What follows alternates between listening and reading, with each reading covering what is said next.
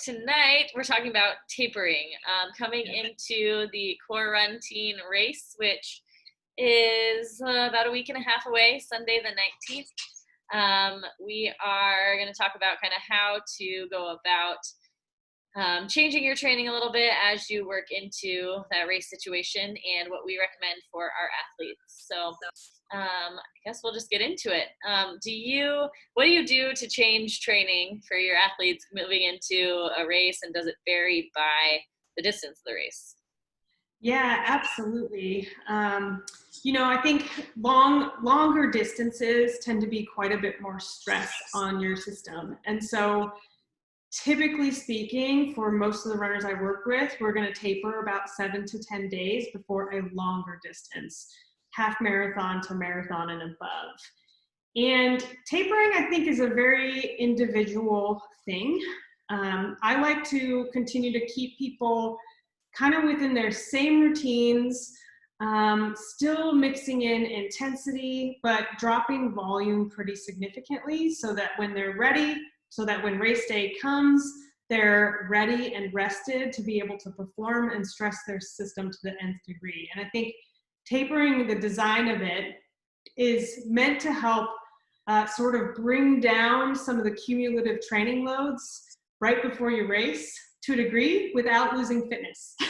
Definitely, yeah. So when you say that you keep intensity up but decrease volume, is there a certain, I know some people advocate percentages, but what do you typically do? Is it very individualized? It's very individualized, and I think it depends on where the person is leading up to the race. Because a lot of times people, when they onboard with me, they have a race in mind, and we might be working on certain things to get up to that point, but not everyone's going to have the same plan. Some people might be coming off absolutely no training for a period of time, whereas others might be more trained, which means by the time we get to like the weeks leading up to the race, you might have differences in volume and intensity just purely based on that. And typically, I think like for longer distances, especially, you still want to layer in some fast, spicy bits that still like keep the fitness and the muscles and tissues up. And I think maybe this is just my conception. I think a common misconception is with tapering, you're not doing like any speed work. Like you're just kind of chill, taking it easy. When the reality is primarily the volume drops. And I don't tend to operate on a percentage. I go kind of on feel for the athlete, where they've been, and maybe admittedly where some of their data might be. If they're looking more fatigued after peak week and things of that nature, we might taper just a little bit more. What about you? What would you say to all of these questions? Yeah, to start. I completely agree with you. I think oftentimes it's misinterpreted taper as like, oh, I'm going to just basically barely run this week leading up to it. And that's going to make you feel, in my experience, it's going to make you feel really flat on race day. Yeah. And even the day before the race, I think a lot of people take that day off. I actually have people run the day before and take 2 days off, or the 2 days before, that's their off day. So I agree with you. I think it's really important to keep intensity high, but just decrease the volume so that you're decreasing one type of stress, but you still have a small amount of stress on the body to keep things sharp. And same thing with percentages. I don't necessarily go by that either. I think as far as decreasing volume, then what it would look like is, just 1 or 2 miles off each easy run that week. And then on their speed day, if they were going to typically have people do a longer warm up and cool down at an easier pace, and that's going to be a little bit shorter too. And just like you said, I think it's so individualized, just like everything else. Some people do feel okay, and this is where, just like you said, if they have more experience racing, they may be able to tell you what feels good for them. Whereas if they don't, that might be something you play around with for a few races before you kind of find where they feel at their best. Yeah, there are some programs that don't taper. And I think the thought process behind it is because it helps runners sort of stay in like the psychological mind state of, running all the time or running a lot.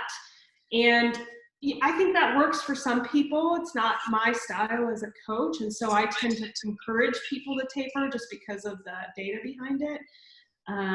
But yeah, I think taper can be very individualistic, but I do encourage it, particularly for folks who are very consistent and hitting the marks week by week. It's a way to offer some of that, like we talked about, was it last week? Recovery? Mm-hmm. Yeah, where you maybe get a little bit more psychological recovery. You can do a little bit more mental prep before the race, visualization, kind of getting into the headspace, getting a lot of sleep that week. That's what I think of when I think of taper.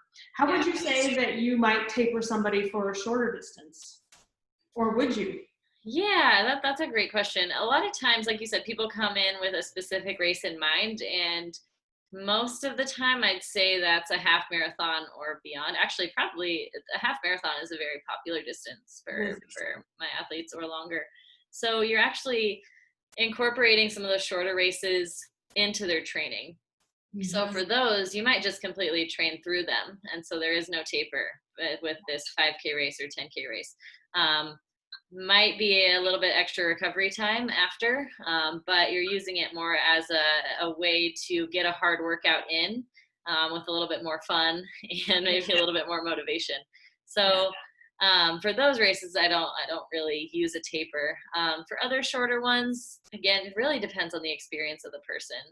I think if it's someone we're trying to 5K or to PR a 5K or a 10K, then we'll probably do very similar to what we just talked about, where volume would drop, but not by very much, because their volume isn't going to be as high in the first place. But we're definitely going to keep that speed component in there, and even work some of that speed in there, but shorter, faster intervals that week of the race. Yeah, that's very much the same story for me. I think it's in our role, it's rare that we have a runner who's like 5K distance. I think Steph and I are both more of the endurance end of the spectrum, but as Steph mentioned, you can use shorter races to get in a good workout or to have a hard push in the midst of your training, at which point you may not need a taper. And typically speaking, for things like a 5K, the volume might not be so great that they're stressing their system at a really high degree, which means you can kind of continue on through. I'm not going to say like as if nothing happened, but kind of. Yeah. Right. Just kind of exactly train through it with the communication levels. If you're completely beat after, we're probably gonna change that following week. But. Yes. So for shorter distances, though, if you're trying to PR, same thing is you want to try and be as prepared as possible on race day. Right. I think that's always kind of the thing we're aiming for, so that you show up to race day and you're not flat, as Steph has mentioned, or you're not, just drained in more ways than one. And I think, there's some science there behind taper, and like we've already said, sometimes it works for people and sometimes it doesn't. And so that's where, individualized coaching can come in handy, is helping somebody figure that out. Right. Yeah, absolutely. Yeah. For that same kind of week, do you have people continue their strength training? Yes, I usually do. We're usually dropping the volume very significantly so as not to induce muscle soreness. But still going heavy with lifts. So if I have somebody who's been doing step ups or squats or split squats, we might drop to like 2 sets of 4 repetitions, but still doing heavy, but not enough where they would be sore if they've been consistent with their strength training. And then sometimes I'll implement a little bit more explosive work during those weeks leading up to it, where maybe they're getting a little bit more plyometric, jumping, explosive style of movements. But same thing when we're leading up to that race and trying to taper, those things like get cut in half, basically. Yeah. What about you? Yeah, I'd say it's similar. Sometimes I'll do like almost like a pre-race strength training day, but there'll be strength training one day that week instead of two. But very similar, the similar movements and load, but dropping the volume. But as far as plyos, and this may be getting off topic here, but I haven't incorporated a ton of that yet. Do you typically do that during the build-up and then kind of after the race drop back down to fewer plyos or less, and how do you introduce that? You know, I sprinkle it in throughout somebody's training season, depending on like where they're at with their strength program. So if they're new to strength training, generally, I'm not going to introduce explosive stuff first, which means that it might take several weeks to months before we introduce a bunch. I say a bunch. It's not much, you know. I think that's another conversation talking about explosive work. Like runners, they need to do it, but they don't need to do it to such a degree that they're completely toast afterwards. So, you know, it might be like at the end of the workout, they do 3 sets of 5 repetitions, squat jumps, and maybe some like ankle bounces or something like that, where they're getting some explosive movements, but it's not like exhausting. Right. And I think those tend to show up a little bit more when speed work starts to get layered in a little bit. And I don't like to do it a ton as speed work gets in there. But I think it's a good way to help like prepare the system for those sorts of things. Definitely. Yeah, but you know, it's like every person that's going through programs with me right now has a totally different approach to what they're doing. And I think by the time they've reached, you know, time for race day, they're usually doing something gentle and springy. Okay, absolutely. Yeah. Does that make sense? Yeah, definitely. We should probably have another. Yeah, you're so far away. Yeah, it absolutely does make sense. We should probably have another conversation just about that. Yeah, yeah, totally. But is that something then too that you would drop the volume the week of the race? Yeah. Mm-hmm. Yeah, same sort of thing. It like, you know, it cuts in half basically. To me, that a lot of it is to train the tendons and the nervous system to be explosive. And during a week of a race, it's just to like stay fresh. Right. More than anything. And, you know, we know that if you stop strength training for a period of time, coming back to it is awful. So yes. Running. Yeah. So I think like the main goal for me during a taper period before a race is to keep somebody doing these movements so that when they come back to it in a little bit more of a robust fashion, they're not like dying and unable to complete their run workouts. Right. Ultimately, that's why we're working together. So yeah. Absolutely. Yeah, so I guess maybe a relevant question right now would be, what have you been able to do for athletes, or what do you have them do to get that same load that they're not able to get like at the gym? Like for us, gyms just closed back down here in Arizona. Yeah, so they were open for a little bit, they closed back down. I'm using a cinder block and a kettlebell, but how have you been able to replicate that if you have? I honestly haven't. You know, I think a cinder block has worked for some of my clients. Shout out to Chris Johnson and Nathan Carlson on their cinder block stuff. Definitely. Yeah.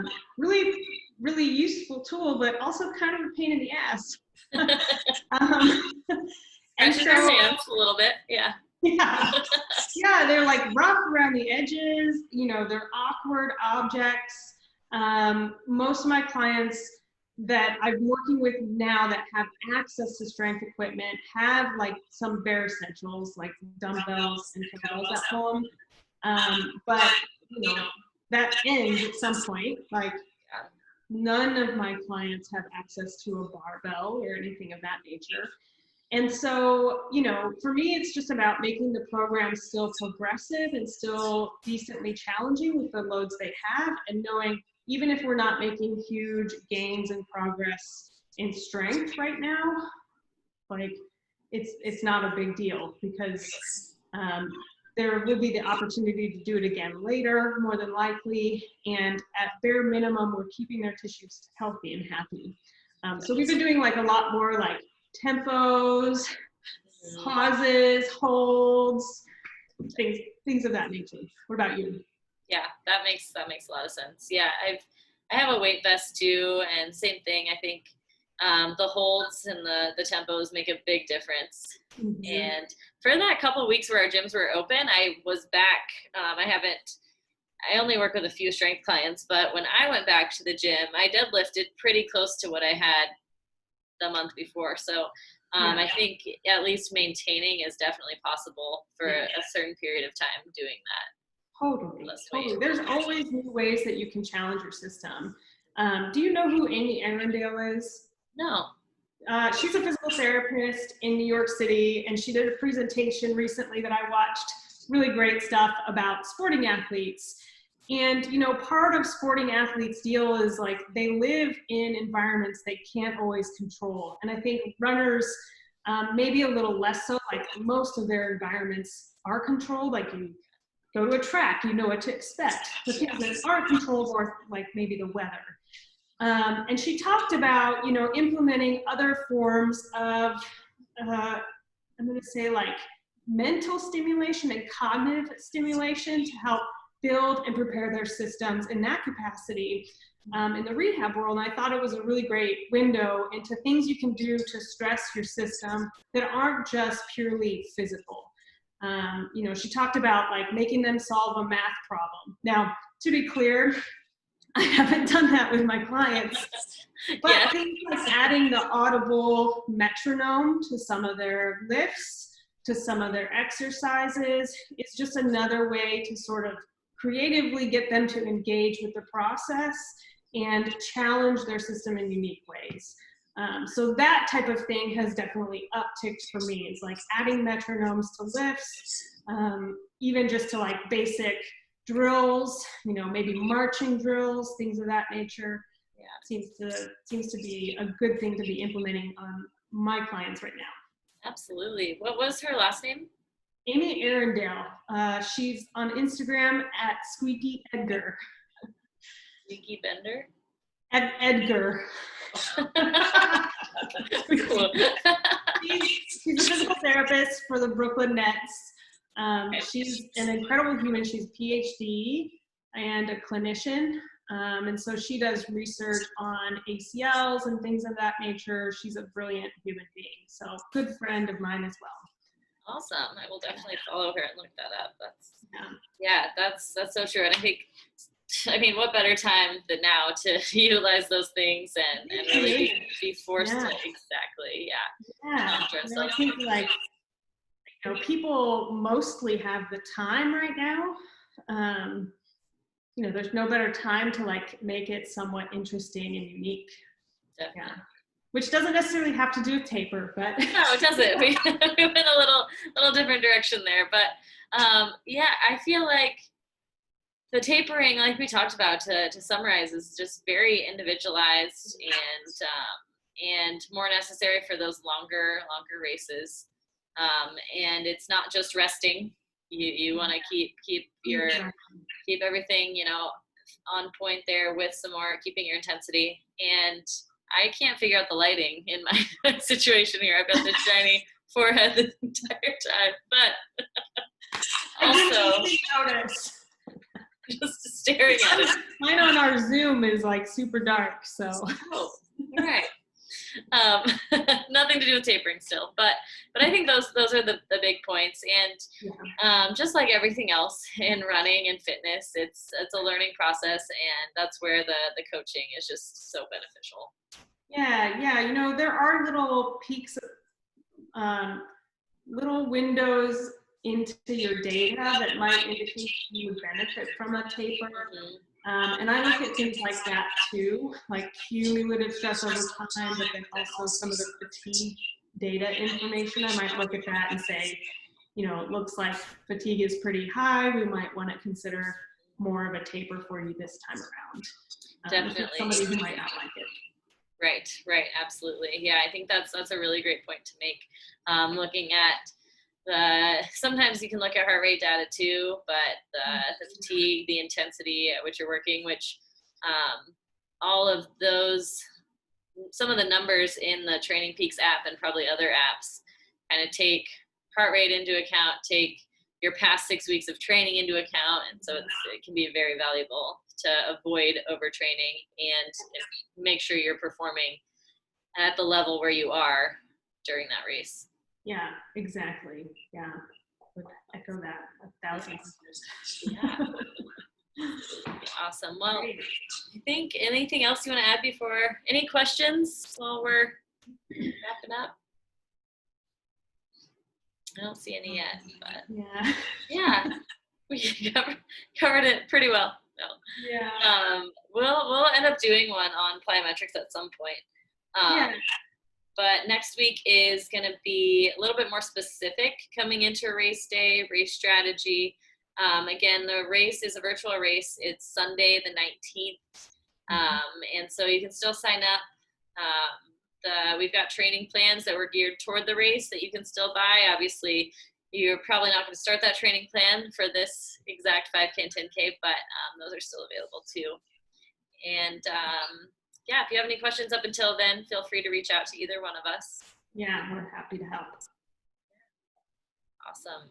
Cool. All right, cool. Well, we will see you next week for kind of race strategy, race planning, and we'll cover kind of like nutrition going into race day as well. So if you have questions about that prior to next week, feel free to send us, either of us, a message, and we'll make sure we get that answered. Cool. All right. Well, thank you, Steph.